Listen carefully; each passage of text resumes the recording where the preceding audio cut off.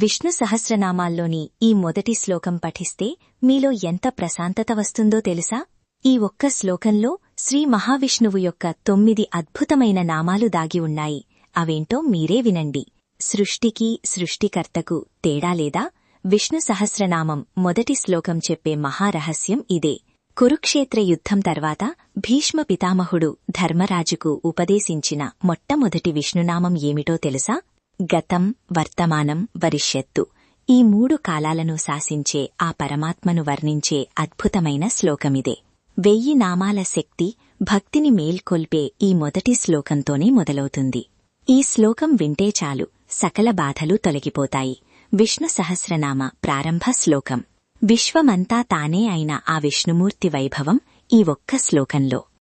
విష్ణు సహస్రనామాలు అంటే సంస్కృతంలో శ్రీ మహావిష్ణువు యొక్క 1000 లేదా అనంతమైన పేర్లు అని అర్థం. సహస్ర 1000 లేదా అనంతం, నామములు పేర్లు. ఈ స్తోత్రం హిందూ ధర్మంలో అత్యంత పవిత్రమైన మరియు శక్తివంతమైన ప్రార్థనలలో ఒకటిగా పరిగణించబడుతుంది. విష్ణు సహస్రనామాల నేపథ్యం.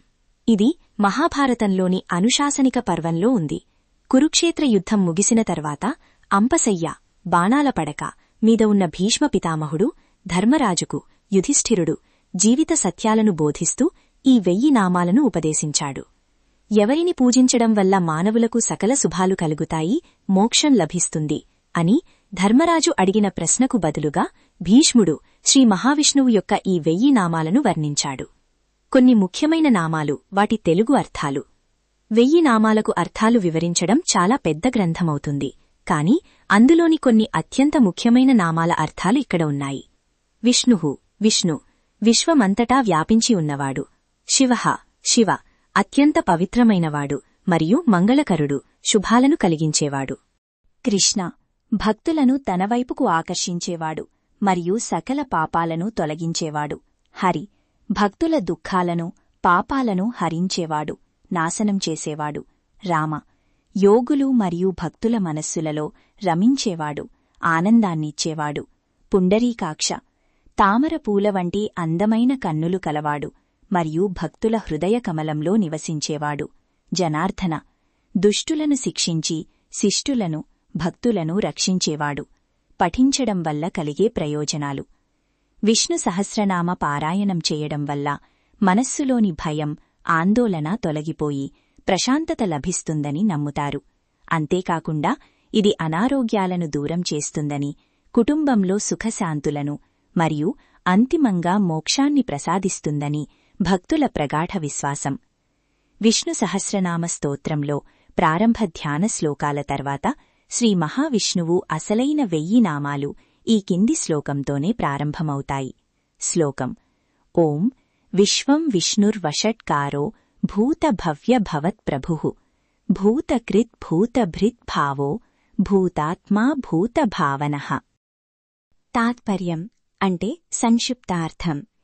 ఈ విశ్వమంతా వ్యాపించి ఉన్నవాడు, యజ్ఞస్వరూపుడు, గతం, వర్తమానం మరియు భవిష్యత్తు అనే 3 కాలాలకు ప్రభువు, సకల ప్రాణులను సృష్టించి పోషించేవాడు, ప్రాణులన్నింటిలో అంతరాత్మగా ఉండేవాడు మరియు సమస్త జీవుల ఉనికికి అభివృద్ధికి కారణమైన ఆ శ్రీ మహావిష్ణువుకు నమస్కారములు. నామాల వారిగా వివరణాత్మక అర్థే. ఈ ఒక్క శ్లోకంలోనే విష్ణువు యొక్క మొదటి 9 నామాలు ఉన్నాయి. వాటి అర్థాలు. విశ్వం, ఈ జగత్తు అంటే విశ్వం అంతా తానే అయినవాడు.